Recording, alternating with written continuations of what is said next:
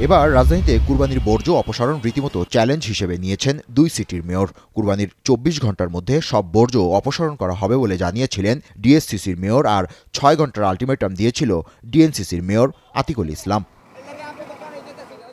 নগরপিতাদের প্রতিশ্রুতি মোতাবেক সোমবার দুপুরের পর থেকে মাঠে নামে ভারী যন্ত্রপাতি আর পরিচ্ছন্ন কর্মীরা। সব জায়গায় তো ময়লা টানা সম্ভব না, এক জায়গায় আমরা বড় বড় স্টোর করে এরপর আপনার বাস ওই বুলডোজার দিয়ে উঠে নগদ ক্লিয়ার করে দিতেছি। বলে দিয়েছে যে দুপুরের পরে নামতে বলছে যে বাসাবাড়ির ময়লাটা বাদ দিয়ে গরুর বর্জ্যটা পরিষ্কার করতে হবে ২৪ ঘন্টার মধ্যে। বেলা ২টার দিকে মিরপুর শেরেবাংলা স্টেডিয়ামের ১ নম্বর ফটকের বিপরীত পাশে বর্জ্য অপসারণ কাজের উদ্বোধন করেন ঢাকা উত্তর সিটির মেয়র। শুরু হয় বিপুল পরিমাণ কুরবানির বর্জ্য অপসারণের কাজ। ডিএনসিসিতে ৯,৩৩৭ জন পরিচ্ছন্ন কর্মী কুরবানির বর্জ্য অপসারণের কাজ করে। এদিন ১০ লাখ ব্যাগ বিতরণ করা হয়। এ সময় উত্তরের মেয়র বলেন, যে কোনো মূল্যে রাত ৮টার মধ্যে বর্জ্য অপসারণ হবে।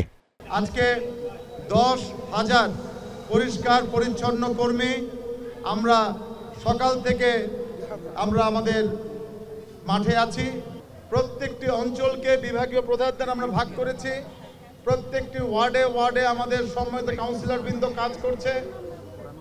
আমি আপনাদেরকে বলতে চাই যে আজকে এই ২টার থেকে আমাদের বর্জ্য পরিষ্কার শুরু করলাম। রাত্র ৮টার ভিতরে সকল এলাকার অলিতে গলিতে সকল ধরনের বর্জ্য আমরা পরিষ্কার করে ফেলবো ইনশাআল্লাহ।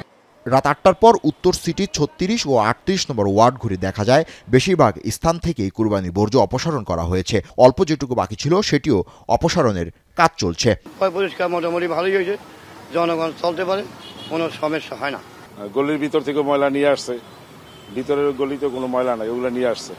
এখন মেইন রোডে আছে, এগুলা হয়তো কয়েক ঘন্টার ভিতরে হয়ে যাবে। এদিকে দক্ষিণ সিটির প্রধান কার্যালয় থেকে পরিচালিত কেন্দ্রীয় নিয়ন্ত্রণ কক্ষের সঙ্গে অনলাইনে যুক্ত হয়ে এ কাজের তদারকি করেন মেয়র ফজলে নূর তাপস। দক্ষিণ সিটির মেয়রের ২৪ ঘন্টার চ্যালেঞ্জ মোকাবেলায় সমানতালে বর্জ্য অপসারণের কাজ চলে ৭৫টি ওয়ার্ডে।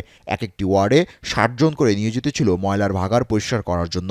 আমাদেরকে প্রথম প্রায়োরিটি দিতে হবে, কারণ আমরাই বাসস্থান নিজেরাই থাকবো, অতএব আমরা এই নগরটাকে পরিষ্কার পরিচ্ছন্নতা রাখবো। দক্ষিণের বাসিন্দারা বলছেন, কুরবানির বর্জ্য অপসারণের যে অগ্রগতি তাতে মনে হচ্ছে মঙ্গলবার দুপুরের আগেই কাজ শেষ হবে। এছাড়া অনেকের মধ্যে সচেতনতা তৈরি হয়েছে। এছাড়া কর্পোরেশনের সক্ষমতা বৃদ্ধিও আরেকটি কারণ বলে মনে করেন বাসিন্দারা। যাদের অ্যাপার্টমেন্ট আছে তারা কিন্তু নিজে পার্কিংয়ে গাড়িগুলো ৫-৬ ঘন্টার জন্য বাইরে রেখে পার্কিংয়ে জবাই দিতে পারে। এতে করে নিজেদের পরিষ্কার পরিচ্ছন্নতা হয়ে যায়, আর সিটি কর্পোরেশন যারা কাজ করে পরিচ্ছন্ন কর্মী তাদের উপর চাপটা কমে যায়। এবার দুই সিটিতে ২৬ থেকে ৩০ লাখ পশু জবাই হয়েছে। জাবেদ আবদুল্লাহ, এখন, ঢাকা।